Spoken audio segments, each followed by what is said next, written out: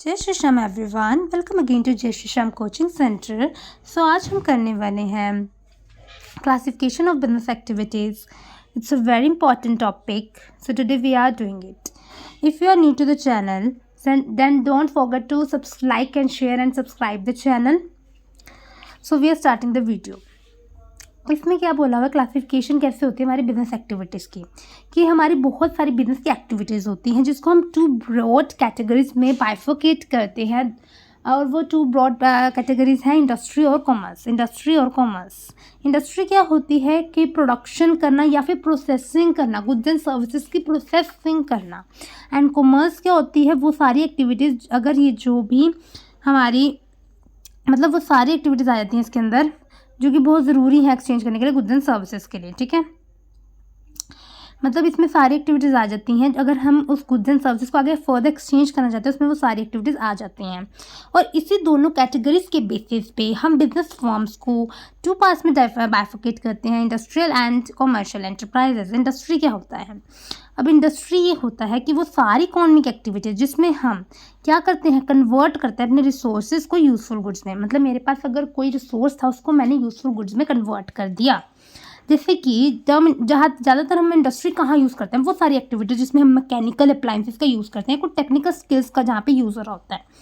ठीक है, अब इसमें वो सारी एक्टिविटीज़ आ जाती हैं जो कि प्रोड्यूस करने से रिलेटेड होती हैं, या फिर किसी भी गुड्स को प्रोसेस करने से रिलेटेड होती हैं, या फिर ठीक है breeding and raising of animals से रिलेटेड होती हैं। इंडस्ट्री वैसे ज़्यादातर वो ग्रुप में ग्रुप ऑफ फर्म्स को डिस्क्राइब करता है जो कि प्रोड्यूस कर रही होती है सिमिलर गुड्स, जो एक ही तरह के गुड्स प्रोड्यूस कर रही होती है, वो इसको हम इंडस्ट्री कहते हैं। जैसे कि अगर हम बात करें कॉटन टेक्सटाइल इंडस्ट्री की, तो कॉटन टेक्सटाइल इंडस्ट्री में वो सारी बिजनेस यूनिट्स आ जाएंगी, सारी मैन्युफैक्चरिंग यूनिट्स आ जाएंगी जो कि कहीं ना कहीं प्रोड्यूस कर रही है टेक्सटाइल गुड्स फ्रॉम कॉटन से टेक्सटाइल गुड्स प्रोड्यूस कर रही हैं। ठीक है, और इलेक्ट्रॉनिक इंडस्ट्री में वो सारी चीज़ें आ जाएंगी, जैसे कि सारी फर्म्स आ जाएंगी जो कि प्रोड्यूस करें इलेक्ट्रॉनिक गुड्स। ठीक है, ऐसी हमारी इंडस्ट्री होती है banking industry, insurance industry, different industries होती हैं। ठीक है, अब इस बेसिस पे हम 3 ब्रॉड कैटेगरीज पे उस इंडस्ट्रीज को बाइफर्केट करते हैं, primary industry, secondary industry and tertiary industry. सबसे पहले प्राइमरी इंडस्ट्री क्या होती है, इसमें वो सारी एक्टिविटीज़ आ जाती हैं जो कि कनेक्टेड है कि हम एक्सट्रैक्ट करते हैं, यहाँ पे प्रोड्यूस करते हैं कुछ नेचुरल रिसोर्सेज को, या तो हमने एक्सट्रैक्ट करने के बाद फिर उसको उस नेचुरल रिसोर्सेज को फर्दर उस पर प्रोडक्शन करी, एंड उसकी और कहीं ना कहीं साथ में रिप्रोडक्शन एंड डेवलपमेंट भी होना लिविंग बीइंग्स ऑर्गेनिजम्स की। तो इसमें सारी ऐसी चीज़ें आ जाती हैं। अब हम उसको बाइफर्केट करते हैं एक्सट्रैक्टिव इंडस्ट्रीज में एंड जेनेटिक इंडस्ट्रीज में। एक्सट्रैक्टिव इंडस्ट्रीज वो होती हैं जिस इंडस्ट्रीज में हम क्या करते हैं, आती है एक्सट्रैक्टिव इंडस्ट्रीज की बात। अब एक्सट्रैक्टिव इंडस्ट्रीज वो इंडस्ट्रीज होती हैं जहाँ पे हम एक्सट्रैक्ट करते हैं या फिर प्रोडक्ट्स को ड्रॉ करते हैं नेचुरल रिसोर्सेज से। जैसे कि अगर हम देखें, एक्सट्रैक्टिव इंडस्ट्रीज वो होती हैं जो सप्लाई करते हैं कुछ बेसिक रॉ मटेरियल जो कि हमें कहाँ से मिलता है, कुछ जोग्राफिकल उस लैंड से मिलता है, उस एनवायरमेंट से मिलता है। जैसे कि हम एग्जाम्पल देखते हैं, जैसे कॉटन है। अब कॉटन ज़्यादातर हमारे महाराष्ट्र साइड उगाई जाती है, वहाँ से अगर मैं कॉटन को एक्सट्रैक्ट करके लेके आ रही हूँ, वो एक नेचुरल रिसोर्स है। ठीक है, because I am extracting the natural resource from that particular region, क्योंकि वहाँ पे उसकी स्पेशलाइजेशन है या वहाँ पे वो उगता है, उस तरह की ब्लैक सॉइल होती है जिस वजह से उसको हम वहाँ पे ही ग्रो कर सकते हैं, तो वहाँ से मैंने उसको एक्सट्रैक्ट करा। ठीक है, और ये जो प्रोडक्ट्स होते हैं इस इंडस्ट्रीज़ के, यूजली हम उसको ट्रांसफॉर्म कर देते हैं, चेंज कर देते हैं बहुत सारे यूजफुल गुड्स में। अब अगर मैं कॉटन को प्रोडक्शन करूँगी फॉर द कॉटन की और एक कॉटन क्लॉथ बना दूँगी, इसमें क्या है, मैंने सबसे पहले एक्सट्रैक्ट करा नेचुरल सोर्स को, फिर उसको फर्दर प्रोडक्शन करके उसको प्रोड्यूस कर दिया। ठीक है, तो इसमें दोनों चीज़ होती हैं, पहले आपने एक्सट्रैक्ट करा और साथ में इन प्रोडक्ट्स को आपने फर्दर यूजफुल गुड्स में कन्वर्ट करा। ठीक है, अब यहाँ तक देखते हैं important extractive industries, farming, mining, lumbering, hunting and fishing operation, ये सारे एक्सट्रैक्टिव इंडस्ट्रीज हैं। जेनेटिक इंडस्ट्रीज वो होती हैं जो कि एंगेज होती हैं प्लांट्स एंड एनिमल्स को ब्रीड करने के लिए फॉर फर्दर प्रोडक्शन के लिए, जैसे कि nursery companies, seeds and nursery companies, जैसे कि जेनेटिक इंडस्ट्रीज में आ जाती हैं। जैसे कि activities of cattle breeding farms, poultry farms, fish hatchery ये सारी चीज़ें किस में आ जाती हैं, जनरेटिंग इंडस्ट्रीज़ में। अब सेकेंडरी इंडस्ट्रीज़ वो इंडस्ट्रीज़ होती हैं जो कि मटेरियल को यूज़ करती हैं जो हम प्राइमरी सेक्टर से एक्सट्रैक्ट करके लाए, उसको फर्दर उन्होंने प्रोड्यूस करा। मतलब वो इंडस्ट्री जो प्रोसेस करते हैं मटेरियल को फर्दर, जैसे एक्सट्रैक्टिंग इंडस्ट्री में सिर्फ मैंने एक्सट्रैक्ट करा, जेनेटिक इंडस्ट्री में ये कहीं ना कहीं हमने बात करी breeding of the plants and animals की। बट सेकेंडरी इंडस्ट्रीज में जो मैंने प्राइमरी सेक्टर में एक्सट्रैक्ट करा रॉ मटेरियल, उसको फर्दर प्रोसेस करा जाता है और प्रोड्यूस करने जाते हैं हमारे फाइनल कंज्यूमशन के लिए गुड्स, जो कि फर्दर हम सेल करते हैं अपने कंज्यूमर को। ठीक है। एन एग्जांपल अगर हम देखें तो माइनिंग अगर हमने करी आयरन और की, वो एक प्राइमरी इंडस्ट्री का वर्क है। बट अगर मैन्युफैक्चरिंग करी मैंने स्टील की, जो कि फर्दर प्रोसेसिंग से हुई, उस रो आयरन को फर्दर प्रोसेस करते करते करते हमने स्टील मैन्युफैक्चर कर दिया, तो उसको हम कहेंगे सेकेंडरी इंडस्ट्री में वो आ जाएगा। तो सेकेंडरी इंडस्ट्री भी बहुत सारे पार्ट्स में हमारे बाइफर्केट करते हैं, जैसे कि मैन्युफैक्चरिंग इंडस्ट्रीज, कंस्ट्रक्शन इंडस्ट्रीज। ठीक है। अब आगे देखते हैं मैन्युफैक्चरिंग इंडस्ट्रीज़ क्या होती हैं। वो इंडस्ट्री जिसमें हम प्रोड्यूस करते हैं गुड्स।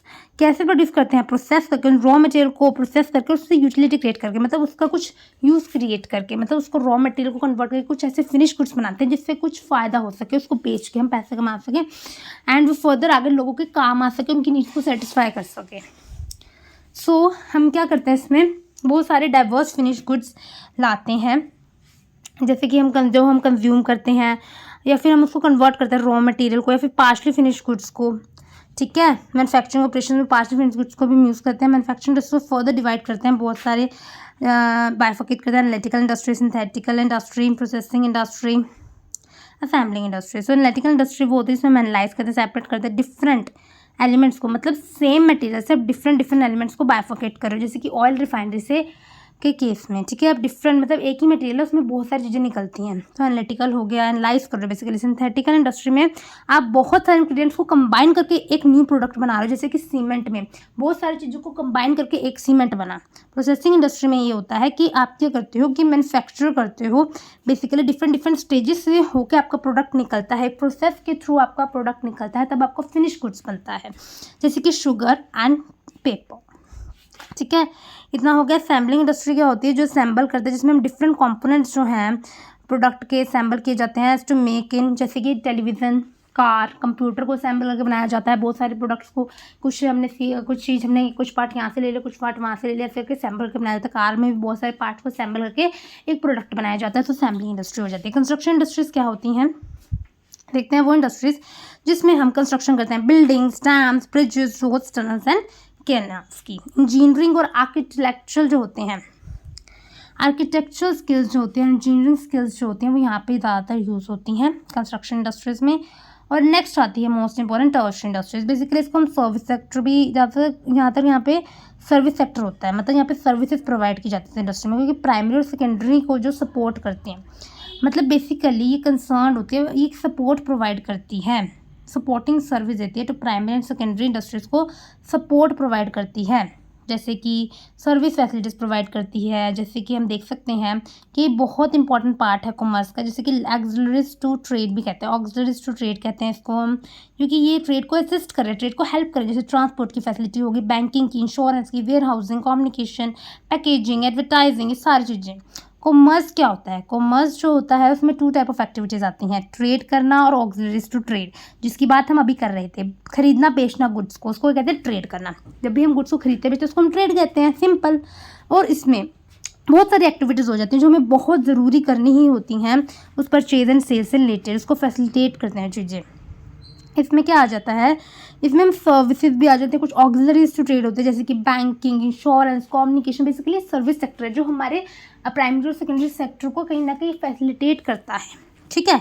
अब हम कॉमर्स में आ जाते हैं 2 चीज़ें में, trade and auxiliaries to trade. मतलब ट्रेड का मीनिंग क्या होता है, खरीदना बेचना गुड्स को, बट अगर हमें उस गुड्स को फर्दर कहीं ना कहीं ऑक्सिलरीज टू ट्रेड के थ्रू मतलब उसको फर्दर हमने पहुंचाना कंज्यूमर तक, जैसे कि ट्रांसपोर्ट के थ्रू, बैंकिंग, इंश्योरेंस, कम्युनिकेशन, ये कुछ ऑक्सिलरीज हैं, हेल्प करते हैं ट्रेड को। ठीक है। कॉमर्स में क्या होती हैं, कुछ ऐसी चीज़ें आती हैं, buying and selling of goods होता है ट्रेड का, साथ में ऑक्सिलरीज भी आती हैं। ठीक है। कंज्यूमर जो कॉमर्स क्या प्रोवाइड करते हैं, नेसेसरी लिंक प्रोवाइड करते हैं, प्रोड्यूसर और कंज्यूमर के बीच में कॉमर्स लिंक प्रोवाइड करता है। ठीक है। इसमें क्या होता है, इसमें वो सारी एक्टिविटीज़ आ जाती हैं जिसकी वजह से फ्री फ्लो मेंटेन होता है, मतलब आराम से हमारे गुड्स चले जाते हैं फ्रॉम प्रोड्यूसर टू कंज्यूमर। ठीक है। ठीक है, अब हम देखते हैं कि कुछ ऐसी एक्टिविटीज़ भी होती हैं जिसमें हमें ज़रूरत होती है कि कुछ हिंड्रेंसेस जो आ रही हैं, जो कोई रुकावटें आ रही हैं एक्सचेंज में, ये मतलब हमारे गुड्स को पहुंचाने में कुछ रुकावटें भी आती हैं कि प्रोड्यूसर से कंज्यूमर को माल जा रहा है हमारा, तो कुछ ऐसी हिंड्रेंसेस भी आती हैं। अब वो हिंड्रेंसेस क्या होती हैं? पर्सनस की फॉर्म में आती हैं, प्लेस की फॉर्म में आती हैं, टाइम और रिस्क और फाइनेंस की फॉर्म में आती हैं। ठीक है, अब ये हिंड्रेंसेस जो हैं वो पर्सनस की, वो रिमूव की जाती हैं ट्रेड की वजह से, ट्रेड के थ्रू हम इसको रिमूव करते हैं। ठीक है, तो हम गुड्स अवेलेबल कराना चाहते हैं कंज्यूमर्स को इन सारी हिंड्रेंसेस को प्रोवाइड हटा के।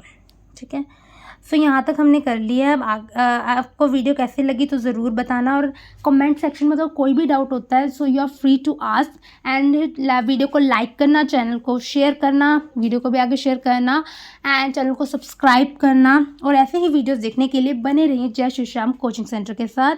जय श्री श्याम।